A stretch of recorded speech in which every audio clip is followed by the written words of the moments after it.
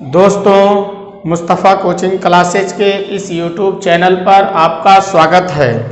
आज का हमारा पहला क्वेश्चन है, who was the founder of Delhi सल्तनत?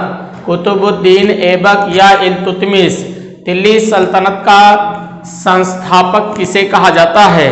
तो दिल्ली सल्तनत का संस्थापक कुतुबुद्दीन ऐबक को कहा जाता है। अगर सवाल पूछा गया होता रियल फाउंडर ऑफ दिल्ली सल्तनत, वास्तविक रूप से दिल्ली सल्तनत का संस्थापक कौन था, तो आंसर बनता इल्तुतमिश। लेकिन सिर्फ पूछा गया है दिल्ली सल्तनत का संस्थापक कौन था, तो दिल्ली सल्तनत का संस्थापक कुतुबुद्दीन ऐबक था। कुतुबुद्दीन ऐबक जो था ये मोहम्मद गौरी का गुलाम था और ये 1206 में जब मोहम्मद गौरी की मृत्यु हो गई तो 1206 में यह गद्दी पर आसीन हुआ। 1206 में जब ये गद्दी पर बैठा तो 1210 तक ये शासन किया। इसे दिल्ली सल्तनत का पहला सुल्तान कहा जाता है कुतुबुद्दीन ऐबक को। तो कुतुबुद्दीन ऐबक जो है वो दिल्ली सल्तनत का संस्थापक है।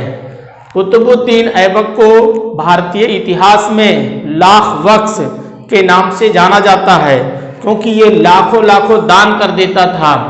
और कुतुबुद्दीन ऐबक ने ही हिंदुस्तान में निर्मित हिंदुस्तान की पहली मस्जिद कुव्वतुल इस्लाम मस्जिद बनवाया था, जो कि दिल्ली में है। और ये जब 1192 ईस्वी में तराई के द्वितीय युद्ध में यहाँ के राजपूत शासक पृथ्वीराज चौहान को हराया था, क्योंकि मोहम्मद गौरी की सेना में ये सेनापति के रूप में था जो है कुतुबुद्दीन ऐबक। तो इसने दिल्ली में भारत में निर्मित भारत की पहली मस्जिद बनवाई, कुव्वतुल इस्लाम मस्जिद। उसके बाद इसने अजमेर में 2.5 दिन का झोपड़ा नाम से एक मस्जिद बनवाया, ये भी कुतुबुद्दीन ऐबक का ही बनवाया है। और कुतुबुद्दीन ऐबक की मृत्यु जो है 1210 में हुई थी। यह घोड़े से गिरकर हुई, पोलो खेलते समय घोड़े से गिर गया था और इसकी 1210 में मृत्यु हो गई। और जब इसकी मृत्यु हुई तो गद्दी पर बैठा इल्तुतमिश।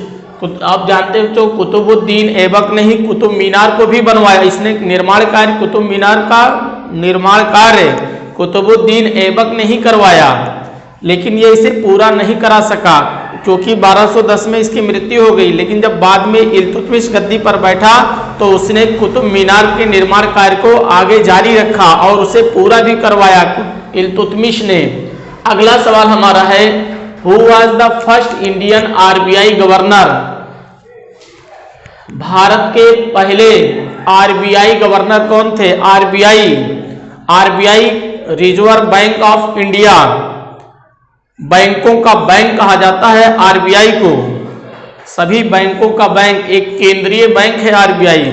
1934 में आरबीआई एक्ट लाया गया और 1935 में ये बनकर तैयार हो गया। तो आरबीआई की स्थापना 1 अप्रैल 1935 को हुई और इसके जो पहले गवर्नर थे, इस आरबीआई के जो पहले गवर्नर थे वो एडम स्मिथ थे। एडम स्मिथ 1935 से 1937 में 1935 से 1937 में ये आरबीआई के गवर्नर थे। आरबीआई के ये पहले गवर्नर है। लेकिन बच्चों लेकिन ये भारतीय नहीं थे, जबकि सीडी देशमुख ये भारतीय थे और ये 1943 से 1949 तक आरबीआई के गवर्नर बने। ये भारतीय नहीं थे। तो पहले अगर पूछा गया होता कि पहले गवर्नर कौन थे आरबीआई के, तो आरबीआई के पहले गवर्नर एडम स्मिथ। लेकिन पूछा गया है फर्स्ट इंडियन, पहले भारतीय आरबीआई गवर्नर कौन थे, तो आंसर बनेगा सीडी देशमुख। सीडी देशमुख ही पहले भारतीय गवर्नर आरबीआई के गवर्नर हैं। आप जानते हैं कि भारत की जो करेंसी है, रुपया है, उस पर जो हस्ताक्षर होते हैं वो आरबीआई के गवर्नर का ही हस्ताक्षर होता है। अगला सवाल है, which place in India is known as the tea garden? Tea garden के नाम से कौन सा स्टेट जाना जाता है? हिंदुस्तान में कौन सा स्टेट टी गार्डन के नाम से जाना जाता है? यानी चाय का सबसे ज्यादा उत्पादन है वहां पर, टी गार्डन है वहां पर। तो पहला है ऑप्शन केरला, दूसरा है ऑप्शन असम। तो जो चाय उत्पादन के मामले में हिंदुस्तान में असम पहले नंबर पे आता है। तो असम को टी गार्डन के नाम से जाना जाता है।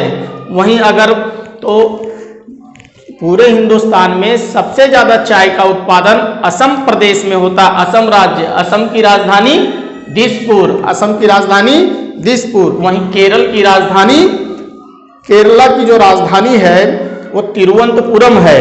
तो केरल की राजधानी तिरुवनंतपुरम। और आप जानते हैं इसे मसालों का बगीचा कहा जाता है। केरल को मसालों का बगीचा कहा जाता है। केरल हिंदुस्तान का सर्वाधिक पढ़ा लिखा राज्य माना जाता है। सबसे ज्यादा पढ़ा लिखा राज्य केरल को माना जाता है। केरल हिंदुस्तान में सर्वाधिक साक्षरता दर रखता है, सबसे ज्यादा पढ़ा लिखा। यही कारण है कि यहाँ का जो लिंगानुपात है वो पूरे हिंदुस्तान में सबसे ज्यादा है। यहाँ पर महिलाओं की संख्या पुरुषों से ज्यादा है, पुरुषों से ज्यादा। क्यों? क्योंकि यहाँ के लोग पढ़े लिखे हैं, पढ़े लिखे हैं। हमारे यहाँ क्या होता है, बच्चियों को मार दिया जाता है, इसीलिए सरकार ने इस पे कानून लाया। अगला सवाल है, who was the first foreign recipient of Bharat Ratna? Bharat Ratna पाने वाले पहले विदेशी कौन थे? पहले विदेशी कौन थे जिसे भारत रत्न अवार्ड मिला? भारत रत्न से उसे सम्मानित किया गया। खान अब्दुल गफ्फार खान या नेल्सन मंडेला? तो खान अब्दुल गफ्फार खान पहले ऐसे विदेशी थे जिन्हें भारत रत्न से सम्मानित किया गया। नेल्सन मंडेला को भी भारत रत्न मिला है और खान अब्दुल गफ्फार खान को भी मिला है। खान अब्दुल गफ्फार खान देश की आज़ादी में इनका भी बहुत बड़ा योगदान है। ये एक स्वतंत्रता सेनानी है, लेकिन जब देश आज़ाद हुआ 15 अगस्त 1947 को, तो ये पाकिस्तान वाले हिस्से में चले गए।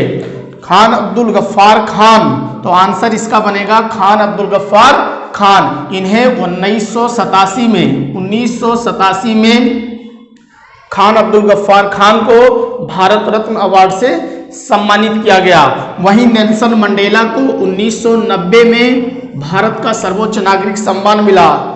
नेल्सन मंडेला को आप जानते हैं, नेल्सन मंडेला दक्षिण अफ्रीका के राष्ट्रपति थे, जो साउथ अफ्रीका है वहां के प्रेसिडेंट थे।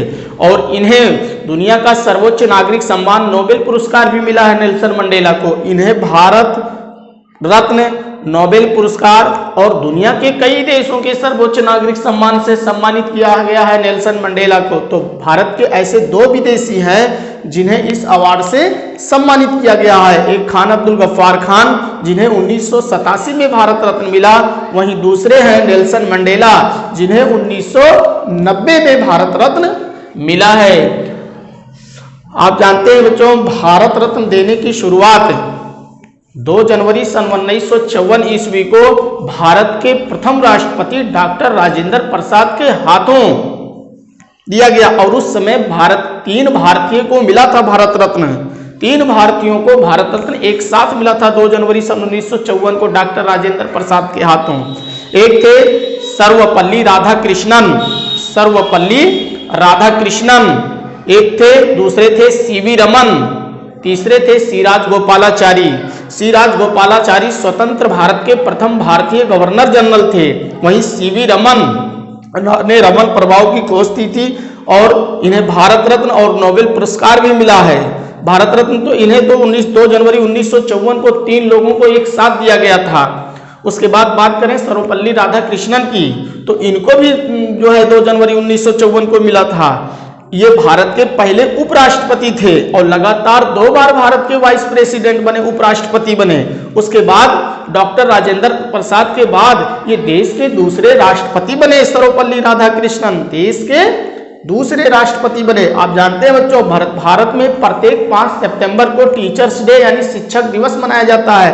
वो डॉक्टर सर्वपल्ली राधाकृष्णन के जन्मदिन पर ही भारत में प्रत्येक 5 सितंबर को शिक्षक दिवस के रूप में मनाया जाता है।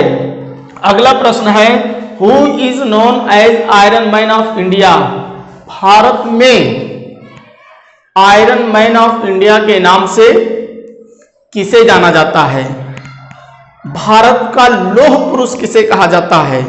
पहला ऑप्शन है अबुल कलाम आजाद, मौलाना अबुल कलाम आजाद। दूसरा है सरदार वल्लभ भाई पटेल। तो सरदार वल्लभ भाई पटेल को आयरन मैन ऑफ इंडिया के नाम से जाना जाता है। इन्हें भारत का लौह पुरुष कहा जाता है। सरदार पटेल को भारत का लौह पुरुष क्यों कहा जाता है? क्योंकि जब देश आजाद हुआ 15 अगस्त 1947 को, तो आज का जो हम हिंदुस्तान देख रहे हैं, जिसका एरिया 32,87,263 वर्ग किलोमीटर में फैला हुआ जो हिंदुस्तान दिखाई दे रहा है, उसका श्रेय सरदार वल्लभ भाई पटेल को जाता है। इन्होंने 562 देशी रियासतों को भारत में मिलाने का कार्य किया था। क्यों? उस समय ये देश के पहले गृह मंत्री थे। ये देश के पहले गृह मंत्री थे सरदार वल्लभ भाई पटेल, और देश के पहले उप प्रधानमंत्री भी बने। तो इन्होंने जो छोटे छोटे देशी रियासतें हुआ करती थी, जो जहां राजा महाराजा शासन करते थे, उनसे बातचीत करके जो है उसे भारत में मिला लिया। जो मान गए वो मान गए, जो नहीं माने वहां सेना के द्वारा कार्रवाई, सेना के द्वारा जबरदस्ती उसे हिंदुस्तान में मिलाया गया जो है। तो सरदार, यही कारण है कि सरदार पटेल को आयरन मैन ऑफ इंडिया के नाम से जाना जाता है। आप जानते हैं कि सरदार पटेल की मूर्ति बनी हुई है हिंदुस्तान में, हिंदुस्तान के गुजरात राज्य में अहमदाबाद के पास है, जो दुनिया की सबसे बड़ी स्टेचू है। स्टेचू ऑफ यूनिटी नाम से सरदार पटेल की मूर्ति बनी है, जो दुनिया की सबसे ऊंची 182 मीटर ऊंची जो है इस प्रतिमा की लंबाई है, 182 मीटर ऊंची है सरदार पटेल की मूर्ति। तो सरदार वल्लभ भाई पटेल को आयरन मैन ऑफ इंडिया कहा जाता है। इन्हें आईएएस, आईपीएस और केंद्रीय सेवाओं का जनक भी कहा जाता है। सरदार वल्लभ भाई पटेल को आईएएस, आप जानते हैं आईएएस हिंदुस्तान की सबसे बड़ी परीक्षा है इस समय। आईएएस इंडियन एडमिनिस्ट्रेटिव सर्विस, भारतीय प्रशासनिक सेवा। आईपीएस इंडियन पुलिस सर्विस, भारतीय पुलिस सेवा। तो उन्हें आईएएस, आईपीएस और केंद्रीय सेवाओं का पिता कहा जाता है। तो भारत का जो लौह पुरुष कहा जाता है, आयरन मैन ऑफ इंडिया के नाम से जाने जाते हैं, वो सरदार वल्लभ भाई पटेल हैं। सरदार वल्लभ भाई पटेल को 1991 में इन्हें मरणोपरांत भारत रत्न से सम्मानित किया गया। मरणोपरांत, अब जानते हैं हमारे देश का जो सर्वोच्च नागरिक सम्मान है भारत रत्न, इसे मरणोपरांत भी दिया जाता है। पहले ये चीज नहीं था मरणोपरांत, लेकिन 1995 में संशोधन करके इसे मरणोपरांत भी दिया जाने लगा। तो 1991 में इन्हें मरणोपरांत भारत रत्न से भी सम्मानित किया गया। एक ऑप्शन इसमें मौलाना अबुल कलाम आजाद को भी देख लेते हैं। मौलाना अबुल कलाम आजाद का जन्म 11 नवंबर 1888 को सऊदी अरब देश के मक्का शहर में हुआ था। ये एक गणित बहुत बड़े विद्वान थे जो है अबुल कलाम आजाद। शिक्षा शास्त्र, दर्शन शास्त्र, उसके बाद जो है इन्हें तमाम भाषाओं, उर्दू, अरबी, फारसी, तमाम भाषाओं में इन्हें महारत हासिल थी। अबुल कलाम आजाद, देश की आज़ादी में मौलाना अबुल कलाम आजाद का बहुत बड़ा योगदान है। गांधी जी के अनुयायी थे, गांधी जी का हमेशा समर्थन करते थे अबुल कलाम आजाद। और आप जानते हैं अबुल कलाम आजाद को इन्हें भी 1992 में मरणोपरांत भारत का सर्वोच्च नागरिक सम्मान भारत रत्न से सम्मानित किया गया है। मौलाना अबुल कलाम आजाद जो थे, ये भारत के पहले शिक्षा मंत्री भी थे। भारत के पहले शिक्षा मंत्री मौलाना अबुल कलाम आजाद देश के बंटवारे के पक्ष में बिल्कुल नहीं थे। ये देश के बंटवारे का विरोध कर रहे थे। तो मौलाना अबुल कलाम आजाद एक बहुत ही विद्वान आदमी था, बहुत ही विद्वान, बहुत ही पढ़ा लिखा शिक्षित आदमी। और वास्तव में ऐसे व्यक्ति को ही हमारे देश में शिक्षा मंत्री होना चाहिए, जो पढ़ा लिखा हो। ये नहीं कि जो अनपढ़ हो उसे देश का एजुकेशन मिनिस्टर बना दिया जाए, देश का शिक्षा मंत्री बना दिया जाए। तो मौलाना अबुल कलाम आजाद को तमाम भाषाओं में महारत हासिल थी। तो बच्चों, ये था आज का क्लास। वीडियो अच्छा लगा हो तो प्लीज़ वीडियो को लाइक कीजिए, सब्सक्राइब कीजिए और दोस्तों को शेयर कीजिए।